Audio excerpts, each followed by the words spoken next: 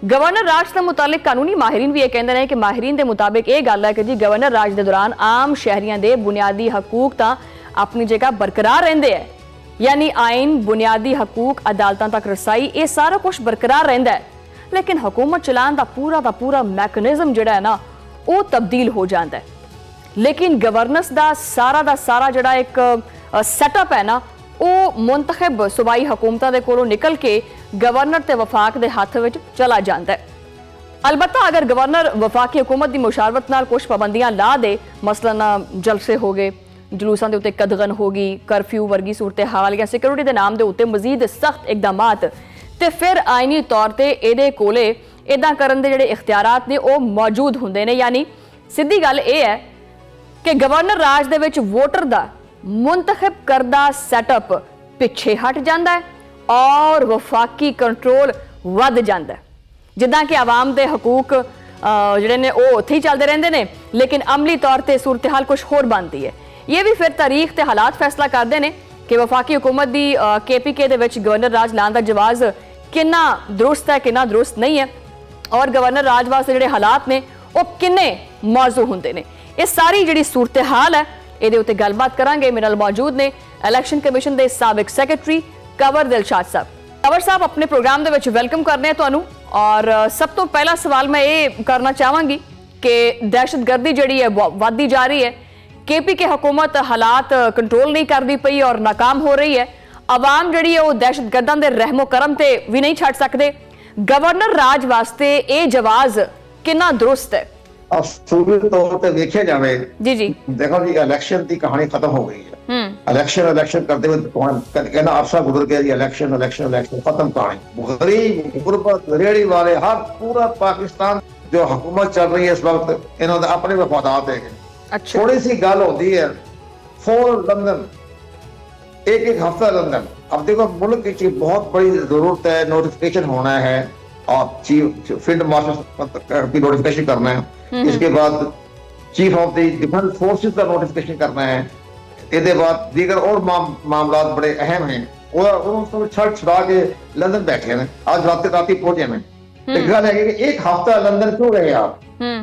क्या कौम का कोई मीडिया हाउस या कौम का कोई नुमाइंदा, कोई सियासतदान, अपोजिशन जो भी है, या सवाल कर सकती है कि मिस्टर प्राइम मिनिस्टर आप क्या लंदन लेने गए थे? आप ਉਹ ਲੰਡਨ ਚਲੇ ਗਏ ਤੇ ਪਿੱਛੋਂ KPK ਦੇ ਵਿੱਚ ਜਿਹੜਾ ਨਾ ਗਵਰਨਰ ਰਾਜ ਦੀਆਂ ਗੱਲਾਂ ਹੋ ਰਹੀਆਂ ਨੇ।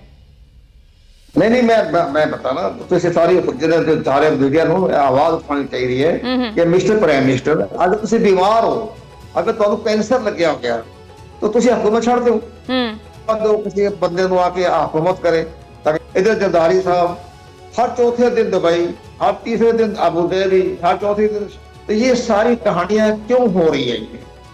इन्होंने कोई पूछने वाला कोई नहीं। अदलिया हटाता सी, आज को दौर से नौ खत्म हो गया, तो इसमें पाकिस्तान का सारा सिस्टम बैठ गया है।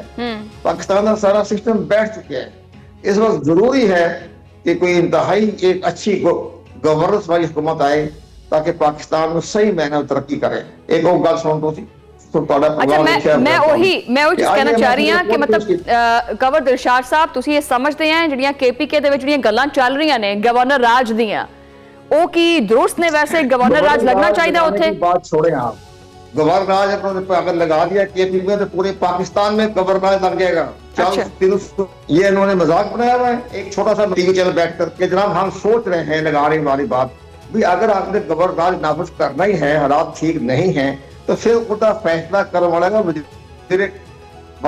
दाखिला मोहसिन नकवी साहब का स्टेटस है कि वो इसका बयान जारी करे, या वज़ीर दिफा वो बयान जारी कर सकता है। एक जूनियर वकील, एक जूनियर अपना मिनिस्टर, उनकी हद पहुंचता है कितनी बड़ी बात कहते हुए कि जी हम गवर्नर राज लगा रहे हैं। ये सारी कहानी गलत है। गवर्नर राज अगर लग गया तो पूरे तीनों सूबों में लग जाएगा गवर्नर राज। अच्छा, अगर गवर्नर राज KPK च लगदा है तो पूरे पाकिस्तान च गवर्नर राज लग सकता है सारे सूबियां दे विच, तुसी ये कह रहे हो? लेकिन बलोचिस्तान और सिंध लग जाएगा। सिंध बहुत बुरा हाल है, बहुत बुरा हाल है। आप किसी हम लोग बहुत तंग आए हुए हैं सिंध विच, ठीक है, हुकूमत उन्होंने अपनी है। बलोचिस्तान दहशत करती लोगों ने बसों को उतार के शनाख्ती कार्ड चेक करके कोई मार रहे हैं, बहुत बुरी हालत।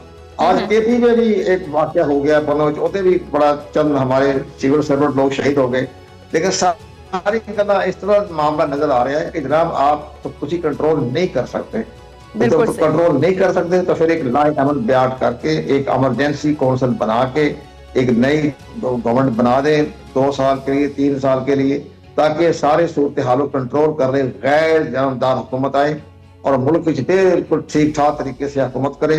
टेक्नोक्रेट्स और सियासतदानों के खिलाफ मुकदमे दर्ज कर दें, इनका साथ वही सलूक किया जाए जो मोहम्मद बिन सुलेमान ने सऊदी अरब च कीता सी।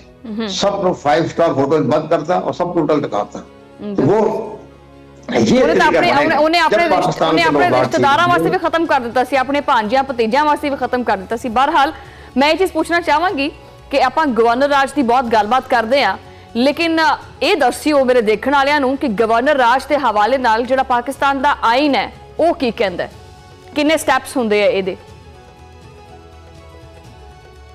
पाकिस्तान का आइन मुल्क में जिस वक्त बुरहान पैदा होता है, आईनी बुरहान, कानूनी बुरहान, लॉ एंड ऑर्डर का बुरहान, उसको हल करने के लिए कोई रास्ता नहीं देखा, कोई रास्ता नहीं है उसका।